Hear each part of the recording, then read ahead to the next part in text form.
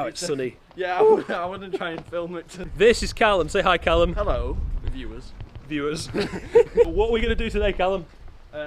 Make a Viking murder pit, apparently. A Viking murder pit? What do you think it is we're going to do? With you, I don't know. We're making a Viking Log pit, which is to cook in, not to murder in. Called him barbecue.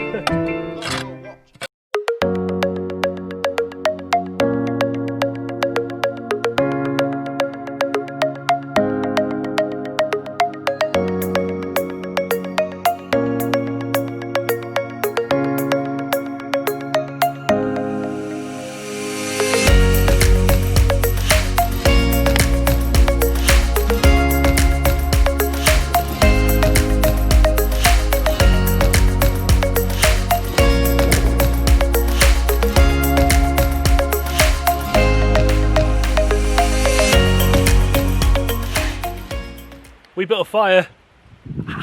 Now we're using it.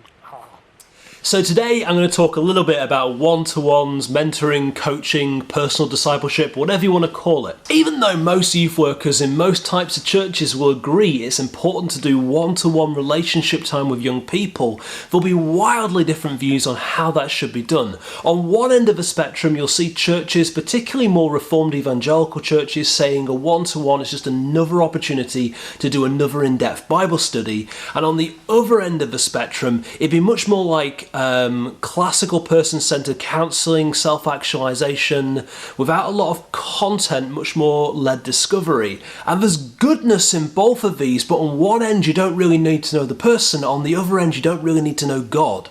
So what do we do? How do we chart a third way through the middle of the spectrum? One-to-ones are massively important to me in the work that I do, and so I'm going to offer you 6 rules of thumb, 6 I think golden rules to do in your one-to-one discipleship times. Number 1, and we'll start with the easy one, have fun with them. It's important that you enjoy spending time with them. Young people can smell a rat, they can smell duty a mile off, and if it feels to them like you're just doing it because you should, then it's not going to work. It's important to actually enjoy spending time with them.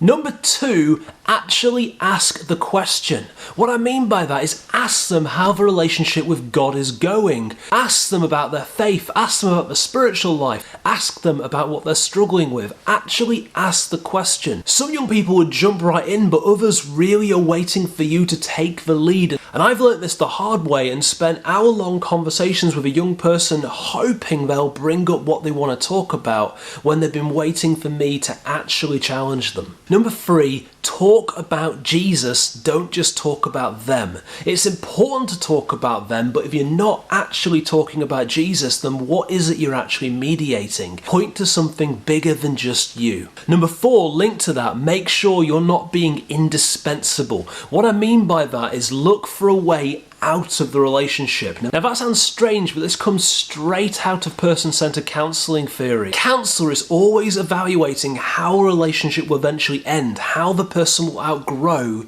the need for that counsellor. And for us as youth workers, that means bringing more people into the equation, making sure we're teaming up with schools and with families and with other people in the church, bringing more people into their lives. We're not superstars, we're not heroes, we're not messiahs, we're not meant to be the only person that they are attached to, because that will end up with problems. Even though it feels good to be the one that they trust, being the one that they trust means they don't grow beyond you. Sometimes that leads to a breakdown of boundaries and accountability and doesn't necessarily help them grow.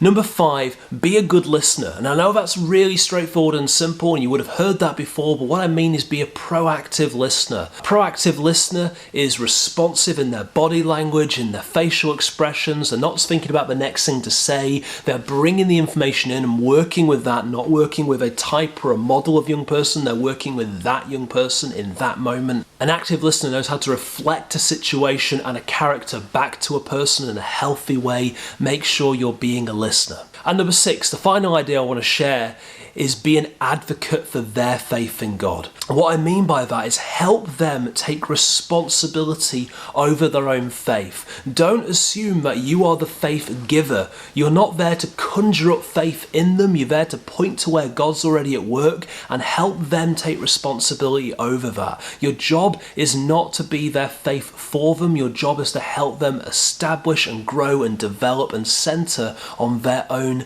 faith. Be an advocate for their faith in God. So there it is. Have fun with them. Talk about Jesus. Actually ask the question. Make sure you're not indispensable. Be a good listener and be an advocate for their faith in God.